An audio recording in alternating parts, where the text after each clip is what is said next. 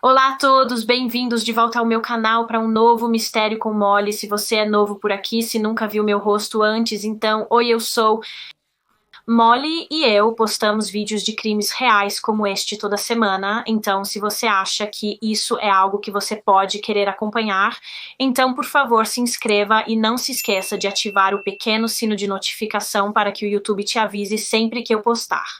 Mas de qualquer forma, esta semana vamos falar sobre o caso de Mary Ann Murphy, uma esposa e mãe que foi brutalmente assassinada no verão de 2012. Agora, a princípio, o assassinato de Mary Ann parecia ter sido cometido por um invasor aleatório e que o motivo possivelmente tinha algo a ver com roubo. No entanto, eventualmente, a polícia percebeu que o responsável por este horrível crime estava mais perto de casa do que eles inicialmente pensaram. Mas antes de entrarmos no caso, gostaria de agradecer imensamente à Best Fiends por gentilmente patrocinar esta seção do vídeo.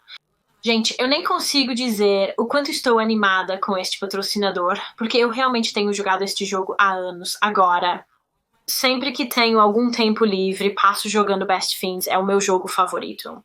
Best Fiends é um jogo grátis de quebra-cabeça e aventura, onde você resolve diversos puzzles divertidos e coleta personagens fofos chamados Fiends. E os Fiends agem como uma equipe para ajudá-lo a derrotar as lesmas. Como eu disse, eu tenho jogado isso por um longo tempo agora e estou obcecada com isso. É muito divertido jogar. Não é um jogo super difícil, mas é um que faz seu cérebro trabalhar, faz você pensar porque os quebra-cabeças podem ficar bastante complicados. Eu posso honestamente passar horas jogando Best Fiends.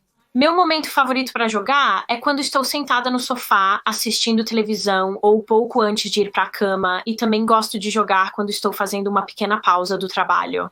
Obviamente, os assuntos que eu pesquiso podem ser bastante sombrios e avassaladores às vezes. Então, se eu sentir que preciso de um tempo longe disso, eu jogo Best Fiends e isso realmente me ajuda a relaxar e desestressar. Os gráficos do jogo também são muito legais, assim como a música. É tão agradável que se você quiser experimentar o Best Fiends, e eu recomendo que faça isso, pode baixar o jogo gratuitamente usando o meu link abaixo para obter $5 em ouro e diamantes gratuitamente se vencer o nível 5. Mais uma vez, um enorme obrigado ao Best Fiends por patrocinar este vídeo e apoiar o canal, e agora vamos direto ao caso.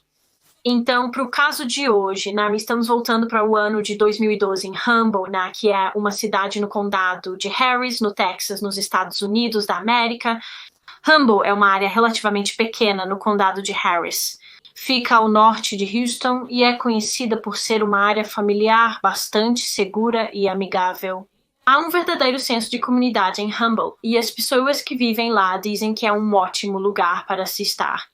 No entanto, em julho de 2012, a cidade de Humble foi completamente abalada quando ocorreu um horrível e aparentemente aleatório assassinato, e a vítima era um de seus residentes. Era a madrugada do dia 16 de julho de 2012, quando uma garota de 16 anos chamada Carrie Murphy ligou para o 911. Carrie estava muito em pânico e histérica ao telefone. No entanto, ela conseguiu dizer ao operador do 911 que estava em casa quando ouviu a porta dos fundos sendo chutada. E logo depois ouviu sua mãe, Mary Ann Murphy, começar a gritar.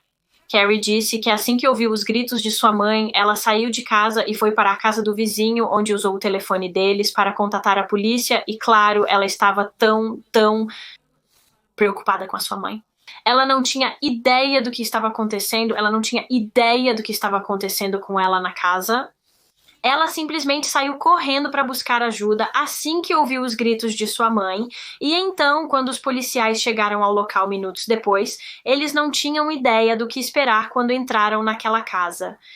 Os policiais começaram a andar pela casa e notaram que não havia sinal de a pessoa ou pessoas que chutaram a porta dos fundos. Não havia sinal de nenhum invasor, então eles tinham, obviamente, já fugido da cena.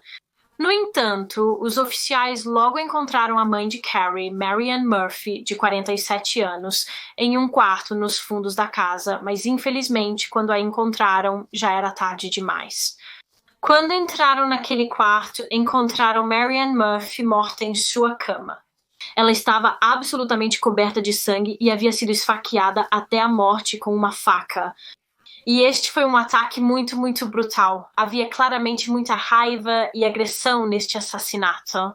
Ela sofreu mais de 70 facadas por todo o corpo, no pescoço, rosto, braços e pernas. Foi incrivelmente cruel. E, infelizmente, como eu disse, quando a polícia e os paramédicos chegaram, não havia nada que pudessem fazer para salvar Marianne. Ela tinha sofrido muitos ferimentos e foi declarada morta no local, o que significava que a polícia agora tinha uma investigação de homicídio em mãos. Mas antes de prosseguirmos com o caso e a investigação sobre a morte de Marianne, deixe-me contar um pouco mais sobre quem era Marianne. Então, Marianne Murphy, de 47 anos, nasceu e foi criada em uma pequena cidade no norte de Houston, que, é claro, fica no Texas, nos Estados Unidos da América. Na época deste caso, em 2012, ela era casada e tinha 2 filhos. Obviamente, ela tinha sua filha Carrie, a mais nova, que tinha 16 anos, e também tinha um filho chamado Scott, que deveria ter por volta de 22 anos. Seu marido era um homem chamado Don Murphy, e Don e Marianne se conheciam e praticamente estavam juntos desde o ensino médio. Quando Don conheceu Marianne na escola, ele foi imediatamente atraído por ela, mas eles foram descritos como sendo praticamente opostos um do outro. Marianne era descrita como uma boa menina exemplar que se saía bem na escola, se comportava bem, enquanto Don era o oposto. Ele era descrito como um pouco de um menino mau, era muito macho e acho que ele se rebelava um pouco. Então eles eram muito, muito diferentes, mas é claro que os opostos se atraem. Os dois começaram a passar mais tempo juntos e então começaram a namorar, e eles realmente gostavam muito um do outro. Eles estavam tão profundamente apaixonados um pelo outro. No entanto, os pais de Mary Ann não estavam muito satisfeitos com esse relacionamento. Eles realmente não gostavam de Don Murphy. Veja, o pai de Mary Ann era um ex-policial e Don já havia se metido em alguns problemas com a polícia antes por incidentes relacionados a drogas e álcool, então ele não aprovava Don. No entanto, Don não era mais esse tipo de cara. Isso tudo estava no seu passado. Foi quando ele começou a namorar Marianne que ele parou de fazer tudo isso. Marianne trouxe à tona o melhor dele e acho que os pais dela eventualmente perceberam isso. Eles não gostavam muito dele no início, mas com o passar do tempo passaram a gostar de Don Murphy e puderam ver porque Marianne gostava tanto dele também. Eventualmente, o jovem casal ficou noivo e se casou e se estabeleceram juntos em Humble, no condado de Harris. Ambos trabalhavam bastante e tinham seus próprios empregos. Don trabalhava em uma oficina onde cortava metal, e Marianne trabalhava para o Departamento de Segurança Pública do Texas, e pelo que eu posso entender, ambos gostavam de seus empregos, e não muito tempo depois que se casaram, tiveram seu primeiro filho, Scott, e 6 anos depois do nascimento de Scott, tiveram Carrie. Tanto Marianne quanto Don estavam emocionados por terem 2 filhos. Ambos eram pessoas muito voltadas para a família, e depois que Carrie nasceu, era como se a pequena família deles estivesse completa. Marianne adorava absolutamente seus 2 filhos, e ela era uma mãe realmente boa. Seu filho Scott a descreveu como sendo a mãe de todas as mães, e Don também era um excelente pai. Ambos fizeram tudo o que podiam por seus filhos. Eles queriam que Scott e Carrie tivessem as melhores vidas possíveis. Marianne, especialmente, sempre quis apenas que seus filhos tivessem sucesso, eu acho. Ela sempre os incentivou a dar o seu melhor e alcançar coisas incríveis. Ela só queria que eles se saíssem bem na vida. E até 2012, o ano em que este caso ocorreu, seu filho mais velho, Scott, havia se formado na faculdade com um diploma de engenharia e ele havia se mudado para seu próprio lugar, saindo da casa da família e se saindo muito bem por conta própria. Sua filha caçula, Carrie, de 16 anos, ainda cursava o ensino médio. Agora Carrie não teve a melhor época no ensino médio. Ela sempre se sentiu meio que uma excluída. Ela não era a pessoa mais confiante. Ela era um pouco insegura e tinha dificuldade em descobrir quem ela era. Ela simplesmente nunca se sentiu realmente encaixada na escola, com as pessoas da escola, e ela odiava isso. Tudo o que ela realmente queria era ser aceita. No entanto, um lugar onde ela se sentia confortável era no coral da escola. Carrie realmente amava cantar e ela tinha uma voz bonita, então ela realmente gostava de fazer parte do coral e sua mãe Marianne era muito apoiadora disso. Ela estava feliz que Carrie finalmente encontrou um lugar onde se sentia pertencente e incentivou Carrie a continuar indo ao coral e aprimorar sua habilidade musical. Ela estava animada sobre onde isso levaria Carrie. No entanto, infelizmente, Marianne nunca chegou a ver onde isso levaria Carrie. Ela nunca realmente chegou a ver seus filhos prosperarem e florescerem, porque, como sabemos, em julho de 2012, ela foi brutalmente esfaqueada até a morte em sua casa. Então, assim que o corpo de Marianne foi encontrado, uma investigação de assassinato foi iniciada e a polícia e a filha de Marianne, Carrie, tiveram que dar a notícia de sua morte para o resto da família, incluindo seu marido Don e seu filho Scott, que não estavam em casa naquele momento.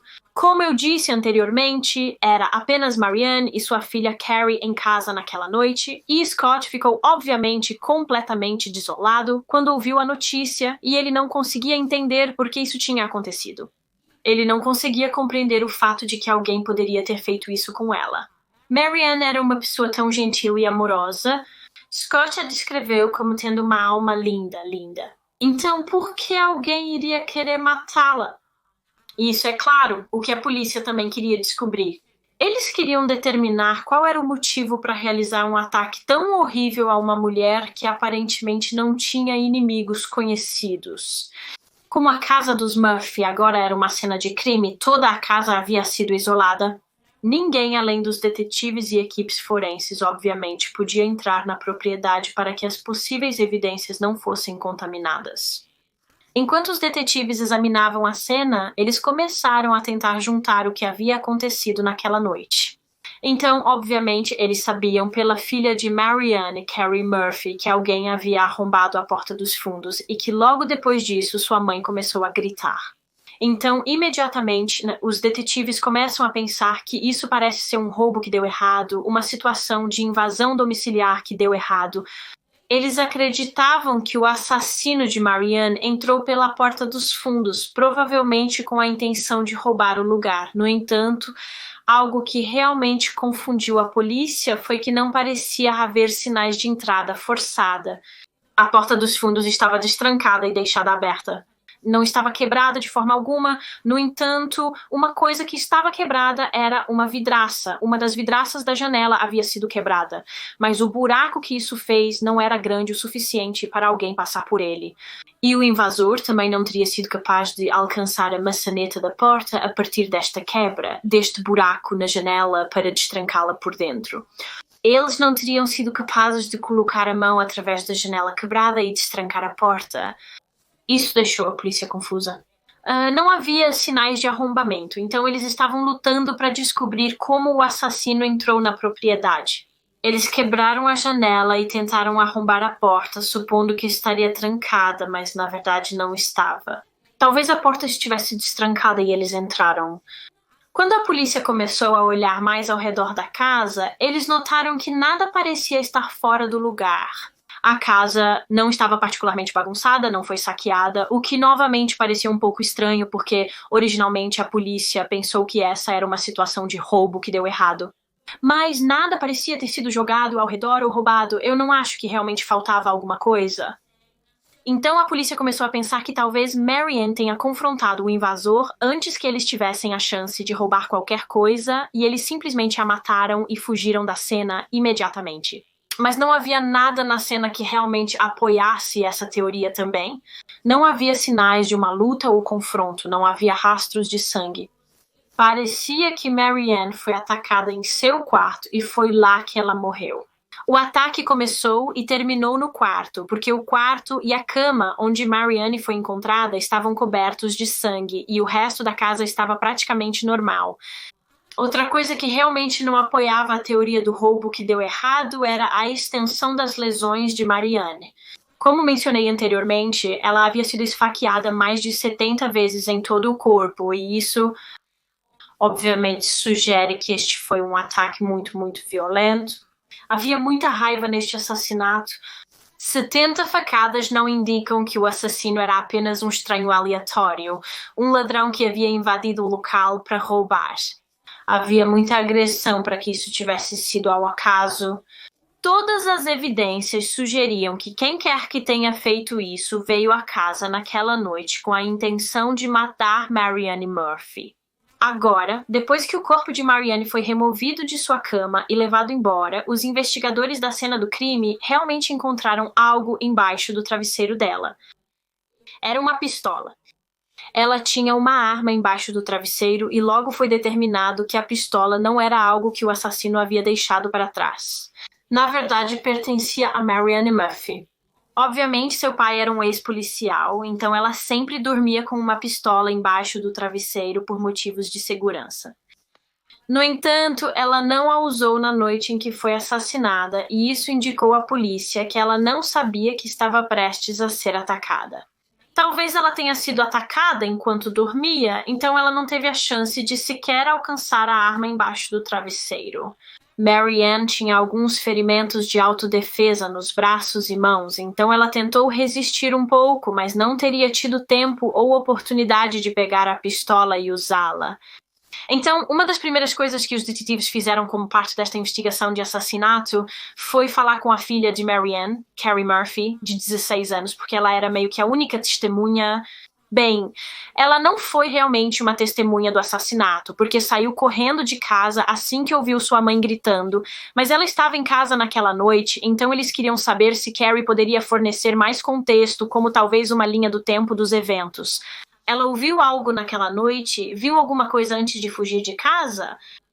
Eles só queriam saber se ela tinha mais detalhes que poderiam possivelmente ajudar nessa investigação. Carrie apenas repassou com os oficiais o que ela e sua mãe estavam fazendo naquela noite antes do invasor chegar à casa. Então ela disse que sua mãe foi para a cama antes dela e que ela passou a noite fazendo scrapbooking, mas eventualmente ela ficou cansada e também foi para a cama. E Carrie disse que pouco depois de ir para a cama, ela de repente ouviu um barulho de batidas e estrondos, que presumivelmente era o vidro da janela sendo quebrado e a porta sendo chutada, e ela disse que após isso ela ouviu algumas vozes que ela não... Ela reconheceu as vozes, mas não entendeu o que diziam. Para ser honesta, ela não ficou por perto por muito tempo. Assim que ela ouviu sua mãe gritar, ela ficou realmente assustada e ela correu para fora de casa e usou o telefone dos vizinhos para 911. Mas isso foi tudo que Carrie realmente pôde contar à polícia. Ela não conseguiu ver o rosto ou rostos do invasor. Ela não tinha ideia de quem eles eram e também não tinha ideia de quem gostaria de fazer isso com a mãe dela. Então, infelizmente, parecia que a declaração de Carrie não seria muito útil neste caso. Então, como parte de sua investigação? Como parte de sua investigação, a polícia começou a investigar um pouco mais a vida de Marianne na tentativa de identificar possíveis suspeitos, já que estavam bastante certos agora de que ela foi morta por alguém que conhecia. E uma das pessoas que eles investigaram foi seu marido, Don Murphy. Claro, como já falamos muitas vezes nesses vídeos, a polícia sempre investiga os cônjuges das vítimas, porque muitas vezes eles são responsáveis, e quando a polícia, investigando este caso, começou a investigar um pouco mais Don, eles realmente se tornaram bastante suspeitos dele. Especificamente foi sua reação ao descobrir que sua esposa havia sido morta que os deixou suspeitos. Ele não reagiu da maneira que eles esperavam que ele reagisse. Ele simplesmente não ficou tão chateado quando lhe disseram que sua esposa estava morta, quase como se não estivesse tão incomodado, e claro, todos lidam com o luto de maneiras diferentes, então talvez essa fosse apenas a maneira de Don lidar com isso, mas a polícia estava pensando bem, e se o motivo dele não estar muito chateado com isso é porque ele tinha algo a ver com isso. Então eles sabiam que tinham que investigar um pouco mais Don Murphy e seu relacionamento com sua esposa. E quando fizeram isso, descobriram que o casamento aparentemente perfeito deles não era tudo o que parecia ser. Por fora, Don e Marianne pareciam ter um ótimo relacionamento, mas na verdade não era o caso. Don tinha bebido muito recentemente e estava dormindo no sofá, e havia rumores de que Marianne estava realmente tendo um caso com outro homem.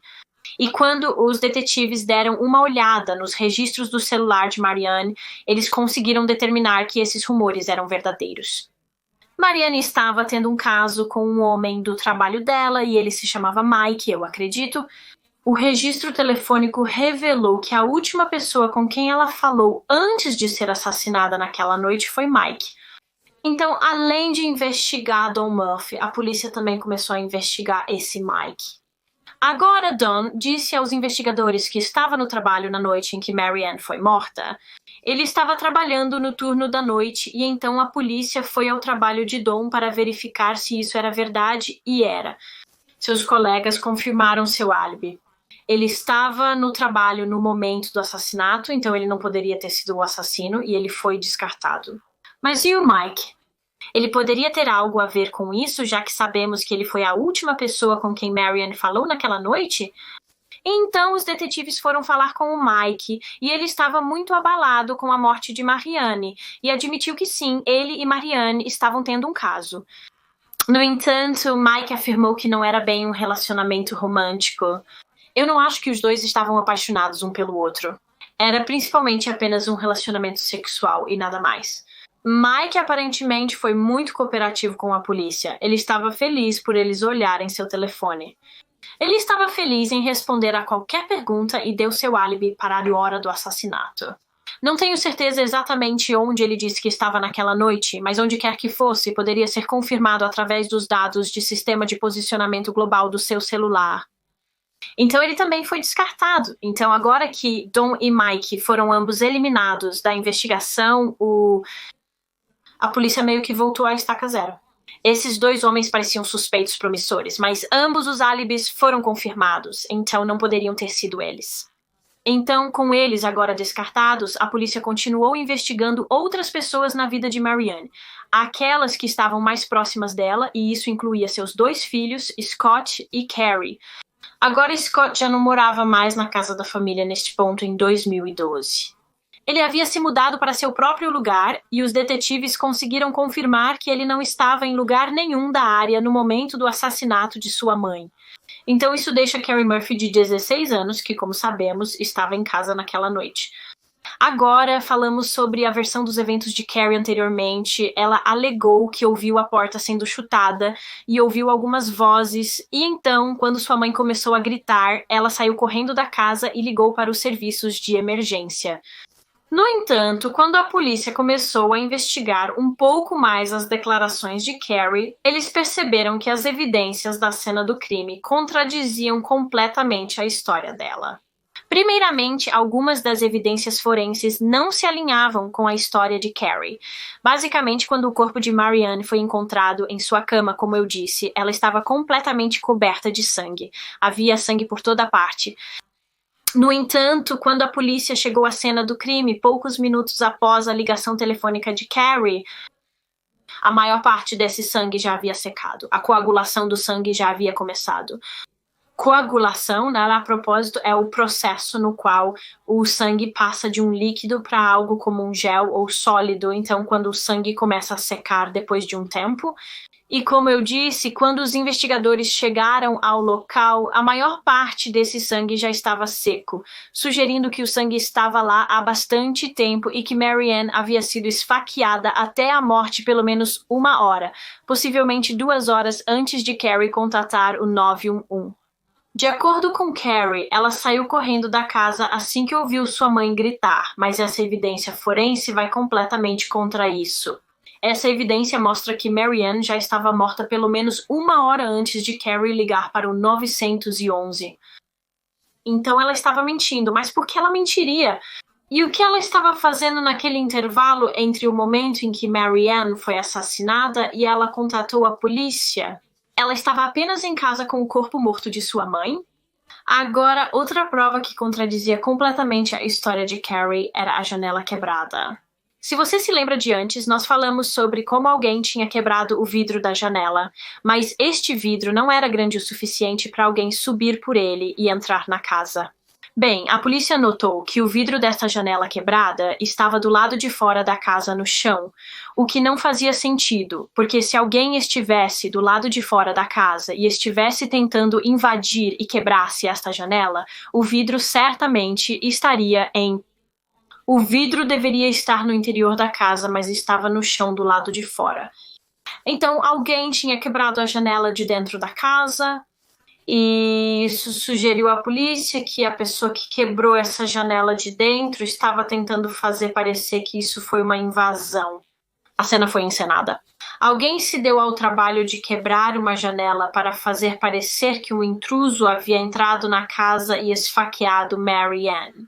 E pelo que os detetives sabiam, Carrie Murphy era a única outra pessoa na casa naquela noite. Então ela deve ter encenado a cena. Então, a polícia sabia, a partir das evidências da cena do crime, que Carrie Murphy não estava sendo honesta e eles começaram a pensar que ela deve ter estado envolvida nisso de alguma forma. Na verdade, talvez ela tenha sido a responsável que cometeu o assassinato. Talvez ela tenha esfaqueado sua própria mãe até a morte, né?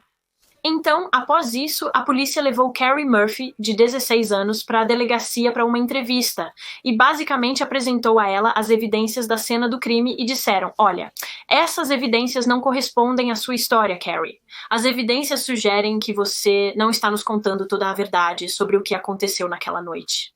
No início, achei que Carrie estava bem evasiva. Ela realmente não respondia diretamente às perguntas, provavelmente porque estava sob pressão e não sabia o que dizer.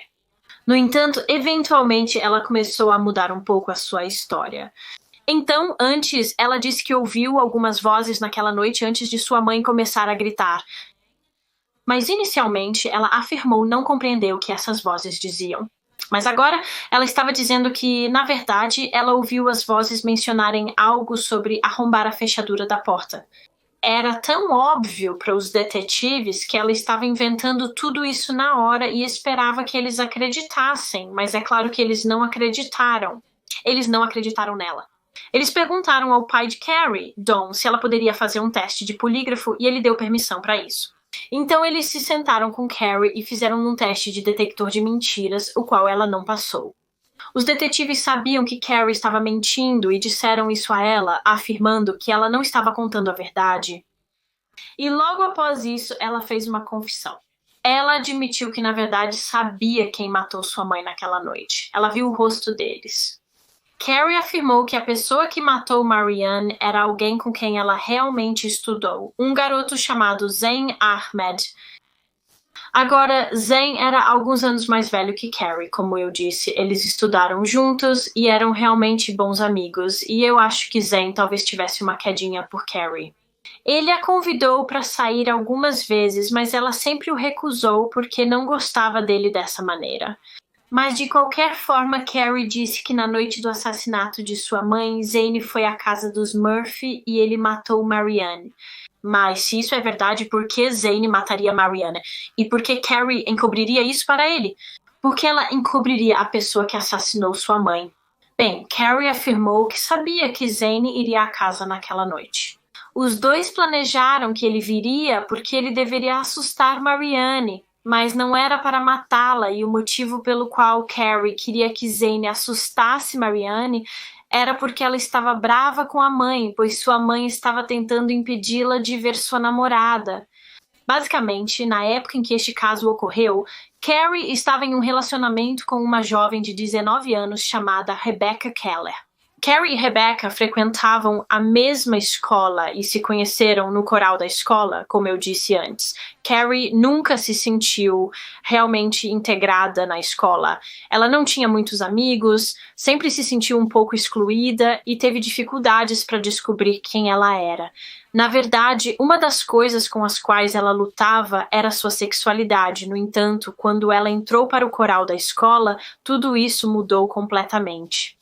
Ela se sentia confortável lá e parte da razão para isso era Rebecca Keller. Carrie e Rebecca se deram bem instantaneamente. Elas se davam muito bem e logo se tornaram boas amigas. Elas adoravam passar tempo juntas. Carrie nunca tinha conhecido alguém como Rebecca antes e Rebecca era tudo o que Carrie queria ser. Legal, ela era popular, engraçada e confiante. Carrie realmente admirava Rebecca, e Rebecca parecia retribuir esses sentimentos. Ela também gostava muito de Carrie, no entanto, ela realmente gostava de Carrie mais do que apenas como uma amiga. Rebecca era bissexual e disse a Carrie que realmente gostava dela e que se sentia atraída por ela. E Carrie parecia sentir o mesmo por Rebecca, e logo as duas começaram um relacionamento e estavam realmente felizes juntas. Carrie contou ao seu irmão mais velho, Scott, sobre sua sexualidade. Ela disse a Scott que achava que poderia ser gay e ele aceitou isso muito bem. Ele disse a Carrie que, contanto que você esteja com alguém que te faça feliz e te trate bem, é isso que importa. Mas acho que Carrie manteve seu relacionamento em segredo de seus pais por um tempo. Ela não se sentiu confortável em se revelar para eles ainda, e então, nos primeiros meses do relacionamento de Rebecca e Carrie, Carrie costumava sair escondida de casa para ver Rebecca, ou ela mentia e dizia aos pais que estava saindo com suas amigas, mas na verdade ela estava se encontrando com sua namorada e seus pais não faziam ideia. Mas então, um dia, Carrie decidiu que não queria mais esconder sua sexualidade.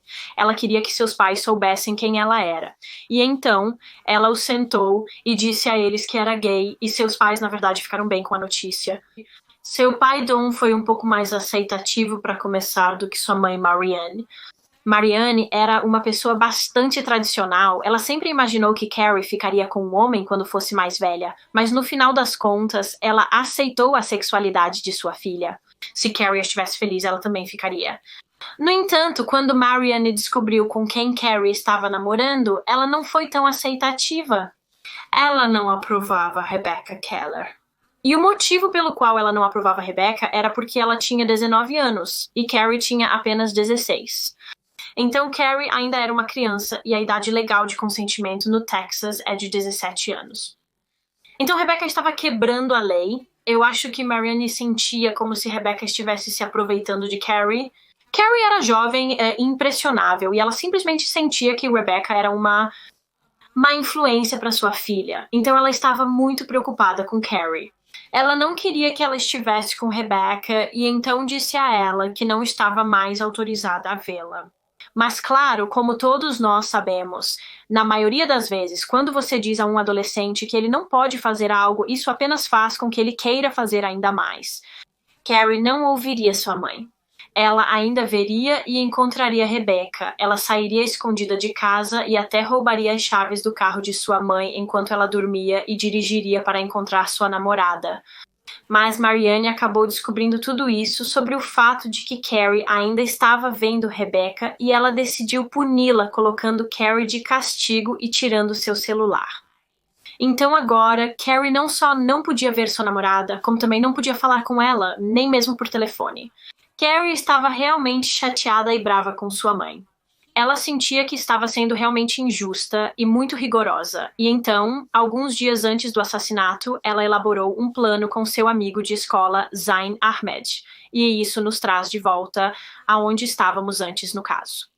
Então, Carrie foi levada para a delegacia e ela contou aos detetives que tinha conversado com Zane sobre todos os problemas que estava tendo com sua mãe e como sua mãe estava proibindo-a de ver sua namorada Rebecca. E então, os dois, Carrie e Zane, tiveram uma ideia de que Zane iria até a casa naquela noite e ele simplesmente ficaria de pé ao lado da cama de Marianne e a ameaçaria basicamente com uma faca. Ele simplesmente iria dizer a ela, olha, você precisa recuar, precisa deixar Carrie e Rebecca ficarem juntas, ou eu irei atrás de você, e então ele simplesmente iria embora. Então, basicamente, Carrie só queria que Zane assustasse Marianne. No entanto, Carrie diz que Zane não seguiu o plano naquela noite e, em vez disso, ele invadiu a casa com outro homem que usava uma máscara de esqui e eles esfaquearam Marianne até a morte e depois que Marianne estava morta, eles ameaçaram Carrie e disseram que ela deveria fazer parecer que foi um roubo. Então eles partiram e Carrie cumpriu o combinado. Ela quebrou a janela e depois foi para a casa do vizinho, ligou para o 911 e inventou a história falsa sobre ouvir vozes e ouvir a porta sendo chutada. E ela disse que o motivo de ela ter encoberto o Zane foi porque ela estava aterrorizada com ele. Ela estava com medo do que ele poderia fazer com ela se ela entregasse o nome dele para a polícia. Então, com essa nova declaração de Carrie, a polícia decidiu investigar um pouco mais Zain Ahmed. Eles fizeram uma verificação de antecedentes dele e descobriram que ele já havia sido preso antes. Não tenho certeza do motivo, acho que pode ter sido relacionado a gangues, mas não posso afirmar isso com 100% de certeza. Mas, de qualquer forma, eles levaram Zane para a delegacia para interrogatório e imediatamente os detetives puderam perceber que ele não era o cara mais inteligente. Eles o descreveram como sendo um pouco lento, então eu não acho que ele entendeu completamente o que estava acontecendo. E quando começaram a perguntar a ele sobre o assassinato de Marianne Murphy, eles notaram que ele parecia realmente confuso. Ele disse que não sabia nada sobre o assassinato dela. Ele disse que era amigo de Carrie, mas ele afirmou que não estava envolvido neste homicídio e que, no momento do assassinato, ele estava em casa com sua família jogando videogames. E, para ser honesta, acho que os detetives acreditaram nele. Acho que eles pensaram que isso era apenas uma tentativa desesperada de Carrie Murphy para colocar a culpa do assassinato em outra pessoa. Eles não achavam que Zane Ahmed era um assassino frio e calculista, e então eles iam simplesmente deixá-lo ir. Mas antes disso, decidiram conduzir um teste de polígrafo nele apenas para que pudessem estar 100% satisfeitos de que ele era inocente. Então, Zane foi levado para outra sala na delegacia e o examinador do polígrafo começou o teste. No entanto, após um tempo, a examinadora deixou a sala e foi até os detetives e disse que Zane está pronto para fazer uma confissão para vocês. Ele quer confessar o assassinato de Marianne Murphy, de 47 anos. E isso chocou completamente os detetives. Eles estavam bastante certos de que Zane não era o assassino. Ele simplesmente não parecia capaz disso. Então eles não podiam acreditar que ele agora queria confessar, mas de qualquer forma eles começaram a interrogá-lo novamente. E eventualmente ele admitiu que a história de Carrie era verdadeira. Ele disse que foi à casa dos Murphy naquela noite armado com uma faca e que sua intenção era apenas assustar a mãe de Carrie, mas as coisas não saíram exatamente como planejado. Zane disse que foi ao quarto de Marianne e ela estava dormindo e ele estava apenas parado sobre ela com a faca. E então, de repente, ela acordou e o despertar dela realmente assustou Zane. Isso o fez entrar em pânico e, sem pensar, ele disse que começou a esfaqueá-la repetidamente. Então, com essa confissão, os detetives realmente acusaram Zane de assassinato.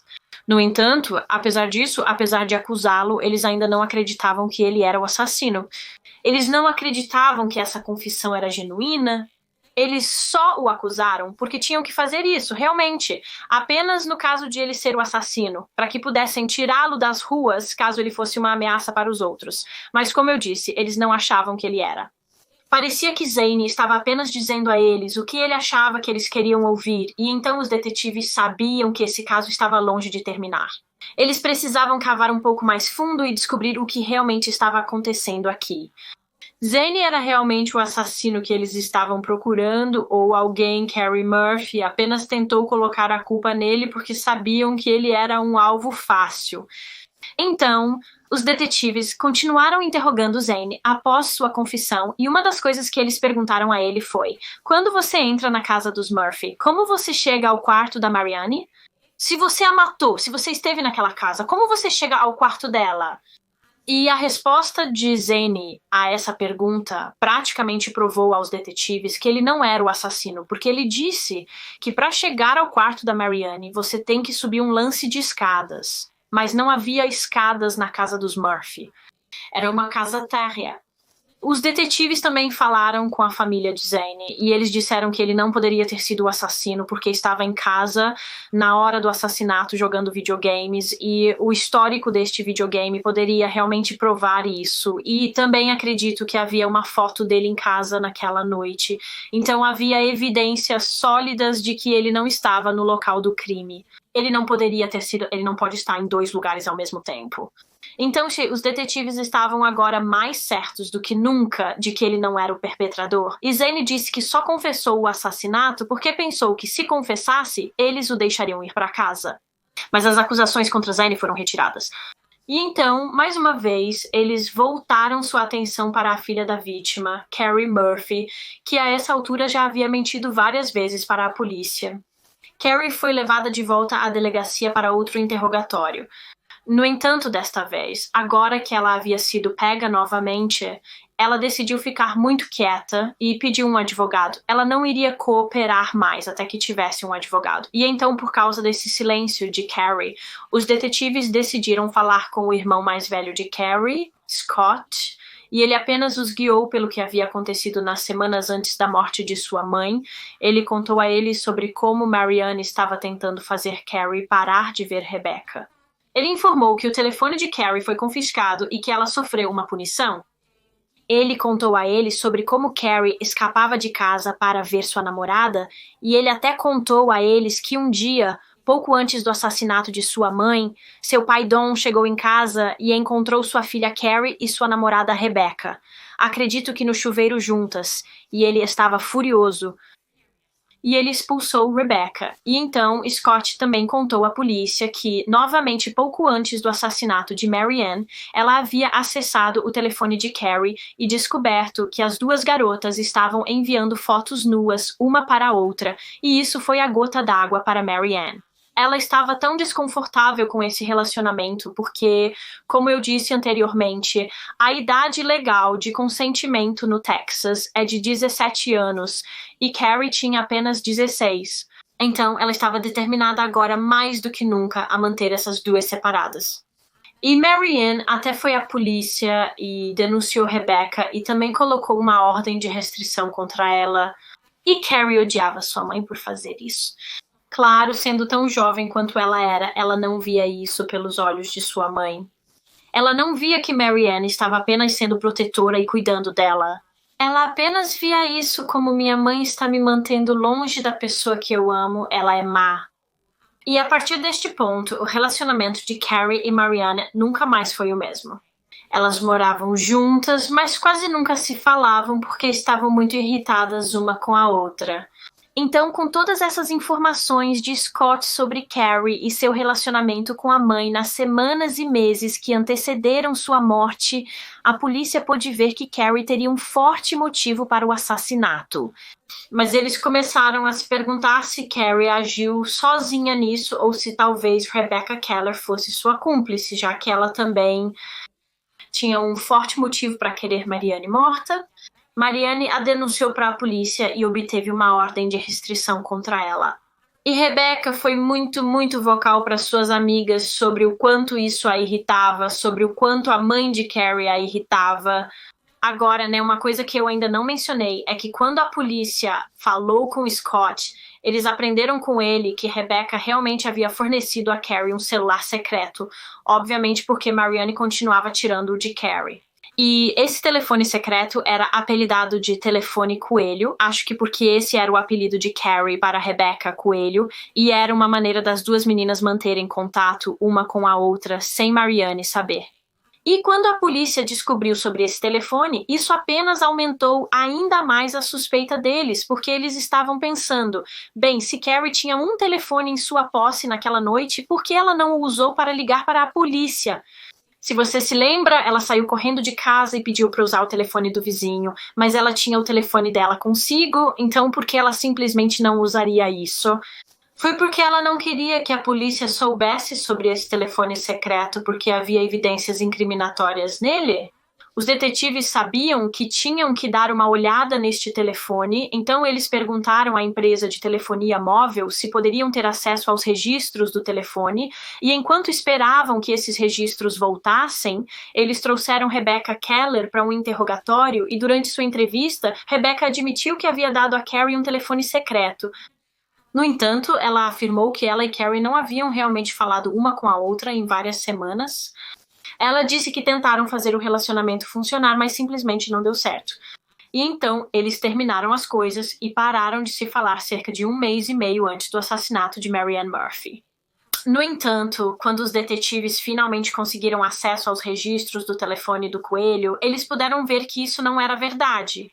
Rebecca estava mentindo.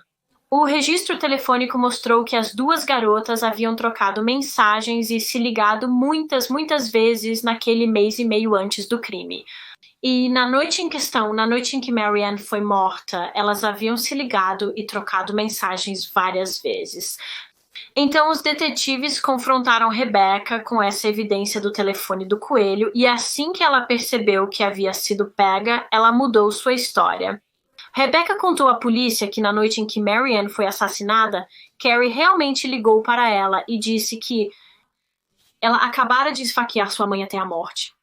Então Rebecca foi para a casa e decidiu ajudar Carrie a se limpar. Ela ajudou a trocar as roupas dela e as duas decidiram naquele momento que precisavam fazer parecer que foi um roubo que deu errado. Então elas quebraram a janela. Rebecca também disse que Carrie teve a ideia de fazer de Zayn Ahmed o bode expiatório, caso a polícia não acreditasse na história do roubo.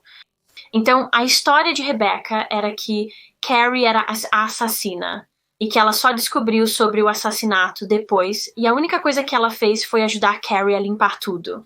Ela afirmou que não teve envolvimento no próprio assassinato e a polícia realmente encontrou algumas evidências no computador de Carrie que sugeriam que a história de Rebecca era pelo menos parcialmente verdadeira. Eles encontraram no histórico de pesquisa dela que apenas algumas horas antes do assassinato, Carrie havia pesquisado no Google qual é a maneira mais rápida de matar alguém. Embora tenha sido determinado que enquanto ela pesquisava isso, né, também estava ao telefone com Rebecca Keller ao mesmo tempo, então isso meio que vai contra a história de Rebecca. O fato de Carrie ter pesquisado isso sugere que talvez ela fosse a assassina, no entanto, ela estava ao telefone com Rebecca quando pesquisou, então isso indicou à polícia que Rebecca estava envolvida, as duas estavam planejando isso juntas. Elas queriam ficar juntas e Marianne Murphy era o obstáculo em seu caminho, então ambas decidiram se livrar dela. Então, com todas essas evidências contra as duas garotas, a polícia prendeu e acusou ambas de assassinato em primeiro grau e um julgamento estava prestes a acontecer. No entanto, havia um grande problema que os detetives e os promotores enfrentavam neste ponto. E isso era que eles não tinham certeza de qual das duas garotas fisicamente esfaqueou Marianne até a morte. Obviamente, eles sabiam que ambas estavam envolvidas no planejamento deste crime, mas a polícia não tinha provas concretas contra nenhuma delas que mostrassem que eram a assassina. E a polícia estava preocupada com isso antes dos julgamentos, porque sabiam que sem essa confirmação, sem evidências apontando para uma das garotas como sendo a assassina, isso causaria dúvida razoável na mente do júri, e isso poderia resultar em um veredicto de inocente. Então a polícia ainda estava trabalhando para tentar encontrar mais provas para que pudessem construir um caso mais forte antes do início dos julgamentos. Agora, enquanto as meninas esperavam o início de seus julgamentos, Carrie estava na verdade fora da prisão. Sua família conseguiu pagar sua fiança, então ela estava livre por enquanto. Já a família de Rebecca não conseguiu pagar sua fiança, então ela estava na prisão enquanto esperava o início do julgamento. E os detetives estavam certos de que, enquanto esperavam por esses julgamentos, eles provavelmente ainda estavam entrando em contato um com o outro. Não havia como eles simplesmente não se falarem por tanto tempo. Os detetives analisaram as ligações feitas por Rebecca enquanto ela estava presa. E inicialmente parecia que a Rebecca ela não estava ligando para Carrie Murphy, apenas para sua própria mãe, conforme mostram os registros. No entanto, na verdade, descobriu-se que ela estava apenas usando o código de telefone de outra detenta para ligar para Carrie e não o dela, obviamente, porque ela não queria que os detetives percebessem que elas ainda estavam em contato. Mas eles perceberam e deram uma olhada nos registros telefônicos desta outra detenta e descobriram que Rebecca estava fazendo muitas ligações para o mesmo número, o número de Carrie. Na verdade, os registros telefônicos mostraram que durante os 9 meses em que as meninas estavam esperando por seus julgamentos, Rebecca ligou para Carrie mais de 800 vezes. Apesar de tudo que havia acontecido, apesar de tudo que estava acontecendo, elas ainda estavam tão obcecadas uma pela outra. Era como se elas genuinamente não conseguissem lidar com o fato de não estarem juntas e não se falarem, tanto que estavam dispostas a matar. A polícia estava ouvindo todas as ligações telefônicas na expectativa de que as meninas falassem sobre o assassinato durante uma delas. E a maioria dessas ligações eram apenas elas conversando. Rebecca falava sobre a vida na prisão. Carrie comentava sobre os acontecimentos externos. Elas falavam constantemente sobre o quanto se amavam, mas então os detetives chegaram a essa ligação específica. E nesta ligação, as meninas começam a falar sobre suas acusações e seus próximos julgamentos. E então Rebecca começa a falar sobre aquela noite, a noite em que Marianne foi morta. E Rebecca diz para Carrie algo como: estou apenas feliz que você não viu o que eu vi naquela noite. Estou feliz que você não viu o que aconteceu. E Carrie respondeu a isso dizendo: eu sei que você acha que eu estava no meu quarto o tempo todo, mas na verdade eu saí e olhei para o quarto e vi você esfaqueando ela. E foi isso, era exatamente o que a polícia precisava. Eles agora sabiam, a partir desta ligação telefônica, que Rebecca foi quem esfaqueou fisicamente Marianne e que Carrie estava assistindo o tempo todo. Ela era a cúmplice. Então agora os detetives sabiam exatamente o que aconteceu naquela noite fatídica. Carrie e sua mãe Marianne estavam sozinhas em casa e quando Marianne foi dormir, Carrie disse para Rebecca vir e Rebecca estava armada com uma faca. Apenas como uma nota à parte, pelo que eu posso reunir, a arma do crime nunca foi encontrada, então eu não sei onde as meninas se livraram dela, mas deve ter sido em um bom lugar, porque a polícia nunca conseguiu encontrá-la. Mas, de qualquer forma, Rebecca foi à casa de Carrie. Ela estava armada com uma faca, e quando chegou lá, ela disse para Carrie ficar no quarto dela e não sair, o que, como sabemos, Carrie ignorou. Rebecca entrou sorrateiramente no quarto de Marianne, subiu na cama e começou a esfaqueá-la. Ela a esfaqueou mais de 70 vezes, até ter certeza de que Marianne estava morta. O jovem casal, então, decidiu encenar a cena para que parecesse um roubo, parecesse uma tentativa de invasão. Então, eles quebraram a janela e então Rebecca deixou a casa e Carrie correu para a casa do vizinho, onde ela chamou a polícia e todo o ato começou. À medida que os julgamentos se aproximavam, o juiz tomou a decisão de que Carrie Murphy seria julgada como adulta, apesar do fato de que ela tinha apenas 16 anos quando o assassinato ocorreu. No entanto, acontece que nenhuma das meninas realmente iria a julgamento. Uma vez que foram confrontadas com essa prova, a prova do telefonema, elas decidiram finalmente admitir o que fizeram. Acho que ambas perceberam que as provas contra elas eram simplesmente esmagadoras demais. Elas sabiam que não havia como se safarem disso, sabiam que se fossem a julgamento perderiam. E assim, tanto Carrie quanto Rebecca decidiram aceitar acordos de confissão. Ambas se declararam culpadas e admitiram o que fizeram. E em troca dessa admissão de culpa, elas receberam penas reduzidas. Carrie Murphy, de 16 anos, foi condenada a 30 anos de prisão, enquanto Rebecca Keller, de 19 anos, foi condenada a 60 anos de prisão e é onde elas permanecem hoje. No entanto, Carrie se tornará elegível para liberdade condicional em 2028, quando tiver 32 anos, e a primeira audiência de liberdade condicional de Rebecca será no ano de 2042, quando ela tiver 50 anos. E é isso para este caso, que é o caso de Marianne Murphy, um caso insano quando eu estava pesquisando para este. Eu juro que o tempo todo meu queixo estava simplesmente no chão. Este caso foi, na verdade, sugerido por um dos meus membros do Patreon há um tempo atrás e quando eu dei uma olhada nele, imediatamente eu fiquei tipo, eu tenho que cobrir este caso em algum momento. Mas sim, como sempre, por favor me diga seus pensamentos e opiniões nos comentários. Antes de ir, eu só quero agradecer mais uma vez ao Best Fiends por patrocinar este vídeo. Baixe o jogo grátis usando o meu link abaixo e ganhe $5 em ouro e diamantes ao passar do nível 5. Eu também gostaria de agradecer especialmente aos adoráveis membros do meu Patreon. Não apenas meus Patrons ajudam a me apoiar e ao meu canal, mas também estão ajudando a apoiar duas incríveis instituições de caridade. 20% das minhas promessas no Patreon são divididas entre o projeto DNA Doe e Missing People Reino Unido todos os meses.